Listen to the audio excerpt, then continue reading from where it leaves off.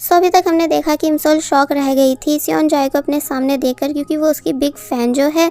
तो वहीं सेओनजाए भी काफ़ी प्यार से इमसोल के पास आया एंड देन इमसोल को अम्ब्रेला में कवर करने के बाद पूछने लगा कि तुम यहाँ क्या कर रही हो, क्या तुम्हारी व्हीलचेयर ख़राब हो गई है। तो तब इमसोल, जो कि अभी भी सदमे में है, वो खुद से कहने लगी कि मैं आखिर कुछ बोल क्यों नहीं पा रही हूँ। और फिर फाइनली इमसोल ने होश में आकर बताया कि मैं आपकी बहुत ही बड़ी फ़ैन हूँ, यानी कि बहुत ही ज़्यादा। तो तब सेओनजाए हंसकर कहने लगा कि वो तो मैं ऑलरेडी समझ चुका हूँ तुम्हारे हेयर बैंड को देखकर। इमसोल बताती है कि ये फ़ैन ग्रुप का नेम है जिसको मैं हैंडल करती हूँ। तो तब सेओनजाए हंसने लगा, लेकिन जब जैसी उसने नोटिस किया कि इमसोल के हाथ फ्रीज हो रहे हैं, इसलिए उसने अपना हैंड वार्म बैग इमसोल को दे दिया। इमसोल और ज़्यादा इम्प्रेस होने लग जाती है कि तभी सेओनजाए अपनी अम्ब्रेला भी इमसोल के सामने कर देता है, ये बोलते हुए कि तुम्हें इसकी ज़्यादा ज़रूरत है, इसलिए तुम इसे रख लो। एंड देन पूछने लगा कि अब तुम घर वापस कैसे जाओगी, क्या तुम्हें कोई भी लेने आने वाला नहीं है, एंड अगर ऐसा है तो फिर क्या मैं तुम्हें तुम्हारे घर ड्रॉप कर दूँ, वैसे भी तुम मेरी बिग फ़ैन जो हो। तो तब इस बात को सुन आप सभी खुद इमेजिन कर लो कि इमसोल कितनी ज़्यादा खुश हुई होगी, क्योंकि ये बात तो ठीक एक सपने जैसी हुई। मगर अब इससे पहले कि वो हाँ कर पाती सेओनजाए के साथ जाने के लिए, कि तभी हिंजी भी यहाँ आ जाती है और इमसोल को हेलो करने लगी। पहले तो इमसोल को बहुत ही ज़्यादा गुस्सा आया कि मेरी फ्रेंड की टाइमिंग इतनी ज़्यादा ख़राब कैसे हो सकती है, मगर फिर टूटे हुए दिल के साथ सेओनजाए से बोली कि कोई बात नहीं, मैं अपनी फ्रेंड के साथ चली जाऊंगी। सेओनजाए तब भी नीचे बैठता है एंड अपनी अम्ब्रेला इमसोल को देने लगा। तो तब इमसोल कहती है कि आप बहुत ही अच्छे हो, इसलिए मैं भी आपको कुछ देना चाहती हूँ। वैसे तो इस टाइम मेरे पास ज़्यादा कुछ खास नहीं है, पर आप ये कैंडीज रख सकते हो, मुझे पता है कि ये आपकी फेवरेट है। सेओनजाए खुशी से उन कैंडीज़ को अपने पास रख लेता है कि तभी ये सीन यहीं पर कट हुआ एंड अब दिखाया गया कि सेओनजाए जो कि ध्यान से इमसोल की दी हुई चीज़ देख रहा है। तो वहीं इमसोल वापस घर आकर बहुत ही ज़्यादा खुश थी एंड देन अपनी मॉम से उस पर्सन के बारे में पूछने लगी जिसने उसकी जान को बचाया था जब उसके पैर पैरालाइज हो गए थे। तो तब मॉम बोली कि तुम अचानक ये सब क्यों पूछ रही हो, और वैसे भी अब काफ़ी टाइम हो चुका है उस एक्सीडेंट को हुए हुए। तो तब इमसोल तो चुप हो गई, लेकिन उसकी मॉम के एक्सप्रेशन से ऐसा लग रहा था जैसे कि कुछ बात है जो कि वो इमसोल से छुपा रही है। अब दिखाया जाता है कि इमसोल अपने रूम में बैठकर पहले सेओनजाए की दी हुई अम्ब्रेला को संभाल कर रखती है, उसे क्लीन करके एंड देन उस वार्म बैग को भी अपने पास रख लेती है, उन सभी चीज़ों के साथ जो जो सेओनजाए की हैं। आज के कॉन्सर्ट के फ़ोटोज़ भी इंटरनेट पे आ चुके थे, इसलिए इमसोल उनको देख देख कर काफ़ी ज़्यादा खुश होने लगी। और वहीं हमें सेओनजाए दिखाया गया जो कि ठीक कंडीशन में नहीं था, यानी कि एक तो उसके मोबाइल पर नॉनस्टॉप उसके मैनेजर की कॉल आ रही थी जिन्हें वो पिक नहीं कर रहा होता है, एंड साथ ही टेबल पर डिप्रेशन की बहुत सारी मेडिसिन गिरी हुई थी। तभी बाहर हमें दो लड़कियां दिखाई गई जो कि बातें कर रही हैं कि क्या तुम्हें पता है कि मिस्टर सेओनजाए हमारे ही होटल में रुकने आए हुए हैं। तो तब दूसरी लड़की बोली कि हाँ मैंने भी उनको देखा था, वो कितने ज़्यादा हैंडसम हैं। तभी अचानक कोई टॉप फ्लोर से नीचे स्विमिंग पूल में आकर गिरा, जो कि और कोई नहीं बल्कि सेओनजाए ही है। इसका मतलब सेओनजाए ने सुसाइड कर ली। और वहीं इमसोल जो कि सो रही थी कि तभी उसके मोबाइल पर नॉनस्टॉप कई सारी नोटिफिकेशंस आने लगी इसी न्यूज़ के बारे में, जिसको देख पहले तो इमसोल बिल्कुल भी यकीन करती ही नहीं कि नहीं ऐसा हो ही नहीं सकता, ये ज़रूर कोई फेक न्यूज़ होगी। मगर जब जैसे उसके पास वो वीडियो आई जब सेओनजाए को स्विमिंग पूल से निकालने के बाद होश में लाने का ट्राई किया जा रहा था, मगर सेओनजाए होश में आ ही नहीं रहा होता है, इसलिए सभी लोग उसे हॉस्पिटल लेकर जाने लगे। तो तब ये सब देख इमसोल के होश उड़ गए कि आखिर ऐसा हो कैसे गया। ग्रुप में उस हॉस्पिटल का नाम भी आ गया जहां सेओनजाए को लेकर जाया गया है, इसलिए इमसोल भी तुरंत हॉस्पिटल के लिए निकल गई एंड बहुत बुरे सदमे में थी कि आखिर सेओनजाए ने ऐसा क्यों किया, जबकि अभी कुछ देर पहले ही तो हम दोनों मिले थे, तब तो सेओनजाए बिल्कुल ठीक था। मगर जब रास्ते में इमसोल जा रही थी कि तभी उसकी किसी से टक्कर हो जाने की वजह से उसकी वो वॉच नीचे गिर जाती है जो कि सेओनजाए की है, यानी जिसके लिए वो मॉर्निंग में अपनी ग्रैंड माँ से लड़ रही थी। इमसोल पहले तो परेशान हुई कि वो कैसे नीचे जाए, इसलिए तभी स्टेयर्स पर से गिरकर नीचे गई और फिर फाइनली काफ़ी मुश्किल से उस वॉच को उठा लेती है। लेकिन जब जैसे ही उसको कंफर्म न्यूज़ पता चली कि सेओनजाए अब सच में इस दुनिया में नहीं रहा, क्योंकि डॉक्टर्स ने उसको बचाने की बहुत कोशिश की लेकिन बचा नहीं पाए। साथ ही सुसाइड का रीज़न डिप्रेशन बताया जा रहा था कि मिस्टर सेओनजाए खुद को बहुत ही ज़्यादा अकेला फील करते थे, इसलिए डिप्रेशन में रहते थे एंड इसी वजह से उन्होंने सुसाइड की। तो तब ये न्यूज़ सुन इमसोल का दिमाग चकरा गया कि आखिर ये सब क्या हो रहा है। क्या सच में मेरा क्रश यानी मेरा फेवरेट आइडल इस दुनिया से जा चुका है? कि तभी अचानक वॉच में कुछ हुआ, जिस वजह से अचानक वहाँ का टाइम रुक गया एंड जो लोग चल रहे थे वो सब भी स्टॉप हो जाते हैं। और फिर तभी टाइम घूमा एंड इमसोल डायरेक्ट टाइम में पीछे आ गई, यानी कि अपने स्कूल टाइम में, जहाँ पर टीचर इमसोल को क्लास में सोने के लिए डांट रहे थे। इमसोल हैरानी से सभी को देखती है कि मैं आखिर यहाँ कैसे आ गई एंड देन अपने टीचर को देख कहने लगी कि अरे बुलडॉग। तो ये सुन पूरी क्लास हंसने लगी, क्योंकि ये वो निकनेम है जो हर स्टूडेंट अपने टीचर को देता है। इसलिए आप सभी भी कमेंट सेक्शन में ज़रूर बताएं कि क्या आपने भी कभी अपने टीचर्स को निकनेम्स दिए हैं, फ़नी में या फिर स्वीट्स में।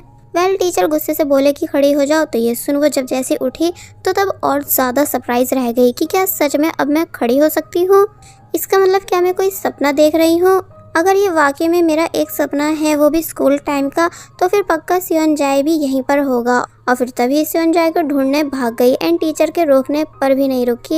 एंड जैसा कि पहले बताया गया है कि दोनों एक ही स्कूल में थे, इसलिए इमसोल सेओनजाए को ढूंढते हुए सामने वाली बिल्डिंग की तरफ आती है और किसी से उसके बारे में पूछने लगी। और वहीं हमको सेओनजाए दिखाया गया जो कि स्विमिंग प्रैक्टिस कंपटीशन के लिए अपनी टीम के साथ जा रहा है।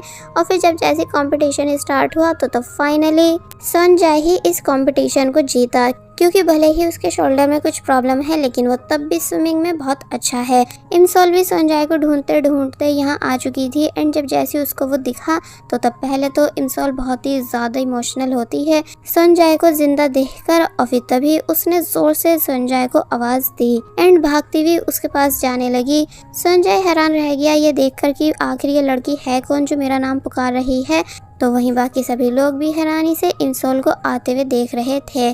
पहले सभी को लगा कि ये लड़की और स्विमर्स के पास आएगी, इसलिए वो सभी उनको प्रोटेक्ट करने लग जाते हैं, लेकिन ऐसा होता नहीं। यानी वो सबको छोड़कर डायरेक्ट सेओनजाए के पास आई एंड उसे हक कर लेती है। सेओनजाए के होश उड़ गए। तो वहीं बाकी सब लोग भी ये नज़ारा देख हैरान थे कि आखिर आजकल के बच्चों को हो क्या गया है। सेओनजाए इमसोल को पीछे करता है लेकिन वो होती नहीं। और फिर तभी सेओनजाए से सॉरी करने लगी, ये बोलते हुए कि तुम कितने ज़्यादा अकेले थे, डिप्रेशन में थे, लेकिन मुझे तुम्हारे इस दर्द के बारे में पता नहीं चला, इसलिए प्लीज़ मुझे माफ़ कर दो कि मैं तुम्हें प्रोटेक्ट नहीं कर पाई। सेओनजाए थोड़ा शांत हो चुका था इमसोल की इन सभी बातों को सुनकर, मगर तभी गार्ड्स आते हैं एंड इमसोल को ज़बरदस्ती अपने साथ लेकर जाने लगे। इमसोल बोली भी कि ये तो ड्रीम है, तभी आप सभी मुझे क्यों रोक रहे हो। और फिर तभी नॉन स्टॉप सेओनजाए को आई लव यू कहने लगी, जिसको वो बस हैरानी से देख रहा था। फाइनली इमसोल को बाहर कर दिया गया था, लेकिन इस चक्कर में उसको चोट भी आ चुकी थी, इसलिए गार्ड्स इमसोल को सॉरी करते हैं। तो तब इमसोल को ये बात बहुत ही अजीब लगी कि जब ये मेरा ड्रीम है तो फिर मुझे चोट महसूस क्यों हो रही है। इसलिए फिर वो शांति से रोड पर चलने लगी इन सभी बातों को नोटिस करते हुए। एंड वही वॉच भी उसके पास थी जो कि पानी में गिर गई थी। एक्चुअली अभी इमसोल को समझ नहीं आ रहा है कि वो टाइम ट्रैवल कर चुकी है, यानी कि उसे अभी तक ये लग रहा है कि ये सब सिर्फ एक सपना है। लेकिन जब जैसे ही उसने ब्रिज देखा तो तब उसको अपने क्लाइंट एस्ट्रोलॉजर की बात याद आने लगी कि ब्रिज क्रॉस करते ही आत्मा हमेशा के लिए दुनिया से चली जाती है। इसलिए ये सब याद कर वो काफ़ी बुरी तरह शॉक रह गई कि क्या सच में मैं मर चुकी हूँ। अब हम देखते हैं कि सेओनजाए जो कि वापस अपने घर जा रहा था कि तभी इमसोल को बैठा देख रुक गया और पूछने लगा कि तुम ऐसे क्यों बैठी हो, यानी क्या कुछ हुआ है। इमसोल के हाथ में सेओनजाए की वॉच थी, इसलिए वो उसे ले लेता है ये कहते हुए कि ये तो मेरी जैसी है। तो वहीं इमसोल गिर गई एंड कहने लगी कि मुझे यकीन नहीं आ रहा है कि मैं मर चुकी हूँ, तभी तो तुम्हें भी देख पा रही हूँ क्योंकि तुम भी मर चुके थे। और फिर तभी खड़े होकर कहने लगी कि अब मुझे क्या करना चाहिए। पता नहीं मेरी मॉम और ग्रैंड माँ की क्या हालत होगी ये जानकर कि अब मैं उनके साथ नहीं हूँ। सेओनजाए को कुछ भी समझ नहीं आ रहा होता है कि आखिर ये बोल क्या रही है। इसलिए जब वॉच के बारे में पूछने लगा तो तब वो बोली कि ये तुम्हारी ही है, इसलिए तुम इसको रख सकते हो। सेओनजाए हैरानी से कहता है कि क्या सच में ये मेरी वॉच है, पर ये तुम्हारे पास कैसे आई थी। मगर इंसोल सिर्फ अपनी बातों में खोई हुई होती है एंड देन कहने लगी कि इस ब्रिज को क्रॉस करते ही हम हमेशा के लिए इरेज हो जाएंगे, इसलिए चलो इसे क्रॉस ही नहीं करते एंड यहाँ से भाग चलते हैं। पर अब क्योंकि संजय का घर ही इस ब्रिज को क्रॉस करने के बाद आता है, इसलिए वो यहाँ से जाने लगा। इंसोल पहले तो बहुत कोशिश करती है उसको रोकने की, लेकिन जब वो रुका नहीं तो तब उसने संजय को बैक हग कर लिया, ये कहते हुए कि प्लीज़ मत जाओ, मैं तुम्हारे बिना नहीं रह पाऊंगी, इसलिए क्यों ना हम दोनों साथ में रहें। तो ये सुन संजय डर जाता है कि इसका इस बात से क्या मतलब, इसलिए जल्दी से यहाँ से भागने लगा एंड टैक्सी रुकवा कर उसमें बैठकर चला गया। इंसोल कंफ्यूज हो जाती है ये देखकर कि क्या सच में इस वर्ल्ड में टैक्सी भी होती हैं। कि तभी उसको अपनी मॉम की कॉल आई जो कि डांट रही होती है कि तुमने स्कूल बंक कैसे करा, मुझे तुम्हारे टीचर ने सब बता दिया है, इसलिए अभी घर वापस आओ। तो तब इंसोल और ज़्यादा कंफ्यूज हो गई कि इस वर्ल्ड में हम कॉल पर बात कैसे कर पा रहे हैं, यानी कि आखिर ये सब हो क्या रहा है। तो वहीं सेओनजाए जो कि अब अपने घर आ चुका था एंड डैड से कॉल पर बातें कर रहा था कि आज उसकी स्विमिंग प्रैक्टिस कैसी रही। कि तभी उसको बहुत तेज़ तकलीफ हुई अपने शोल्डर में, इसलिए वो खाने का बहाना करके कॉल कट कर देता है। आई थिंक उसने ये बात अपने डैड से छुपा रखी है कि उसके शोल्डर में कुछ प्रॉब्लम है। कि तभी वो देखता है कि मेरी वॉच मेरे पास है, इसका मतलब जो ये दूसरी वॉच है ये उसी लड़की की थी, पर उसने ये मुझे क्यों दी। कि तभी उसको इंसोल की बातें याद आने लगी जो उसने हक करते टाइम कही थी, इसलिए वो सीरियस हो गया क्योंकि वो वाकई में खुद को अकेला फील करता है और फिर तभी अपने शोल्डर की फिक्र करने लगा। अब नेक्स्ट सीन में हम देखते हैं कि इंसोल जब जैसे अपने घर के सामने आई तो तब वो हैरान हुई ये देखकर कि ये वाला घर तो ठीक मेरे रियल वर्ल्ड वाले घर के जैसा है, न्यू भी लग रहा है एंड लगता है कि अभी तक इस एरिया का रीडेवलपमेंट नहीं हुआ। और फिर जब जैसे घर में आई तो तब और ज़्यादा हैरान हो जाती है कि मॉम इतनी यंग कैसे दिख रही हैं। लेकिन इंसोल की मॉम इंसोल को डांटने और मारने लगी कि तुम्हारी हिम्मत हुई कैसे स्कूल बंक करने की, क्या यही सब करने के लिए मैं तुम्हें स्कूल भेजती हूँ।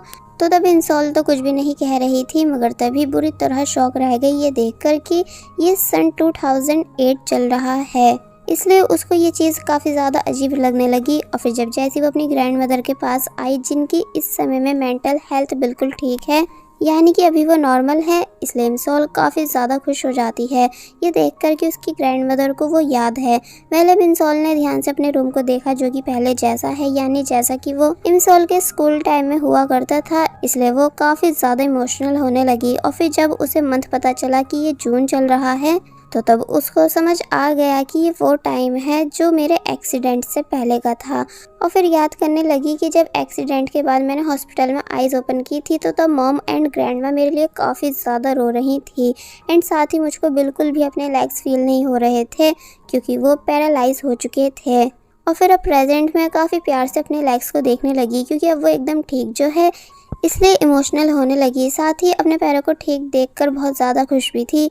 जिसके बाद अब दिखाया जाता है कि इंसोल रात में अपनी मॉम और ग्रैंड मदर के पास सोने के लिए आई एंड दोनों के हाथ पकड़कर लेट गई एंड खुद से कहने लगी कि शायद ये सब सिर्फ एक ड्रीम है एंड जब मैं सुबह सोकर उठूँगी तो तब दोबारा मेरे लेग्स पैरालाइज हो जाएंगे। और फिर जब जैसी सोई एंड सुबह में उठी तो तब उसको वाकई में अपने लेग्स फील नहीं हो रहे थे, इसलिए उसको लगने लगा कि मैं रियल वर्ल्ड में वापस आ चुकी हूँ, लेकिन ऐसा होता नहीं है। यानी कि इंसोल के भाई ने अपने पैर उसके लेग्स पर रखे हुए थे जिस वजह से वो हिल नहीं पा रहे थे। इंसोल ने जल्दी से अपने भाई को धक्का दिया, मगर जब जैसी नोटिस करती है कि उसका भाई कितना ज़्यादा यंग दिख रहा है, इसलिए वो अपने भाई को बहुत ही ज़्यादा प्यार करने लगी।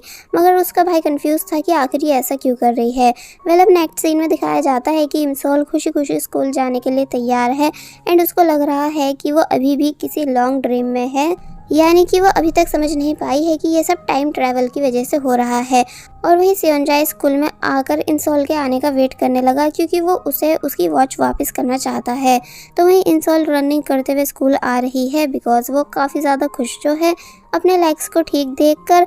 लेकिन जब जैसे ही उसे सेओनजाए अपने सामने खड़ा दिखा तो तब वो रुक गई एंड बहुत ध्यान से सेओनजाए को देखने लगी जो कि अपने दोस्त से बातें कर रहा था एंड हंस भी रहा होता है। तो तब इंसोल को याद आने लगा कि कैसे कैसे न्यूज़ में सेओनजाए की डेथ के बारे में बताया गया था, इसलिए इंसोल की आंखों में आंसू आ गए, यानी कि वो बहुत ही बुरी तरह रोना शुरू कर देती है। बारिश भी स्टार्ट हो चुकी थी और फिर अब जैसी फाइनली सेओनजाए ने भी इंसोल को देखा तो तब वो काफ़ी ज़्यादा हैरान हुआ कि ये रो क्यों रही है। इसलिए तभी अपने फ्रेंड को बारिश में छोड़कर अम्ब्रेला लेकर इमसोल के पास आता है एंड देन इमसोल को अम्ब्रेला में कवर करने के बाद पूछने लगा कि तुम आखिर रो क्यों रही हो। तो तब इमसोल की आंखों में और ज़्यादा आंसू आने लगे क्योंकि सेम यही लाइंस प्रेजेंट में भी सेओनजाए ने इमसोल से बोली थी मरने से पहले। और बस फिर इसी सीन के साथ पार्ट 2 यहीं पर एंड हो जाता है।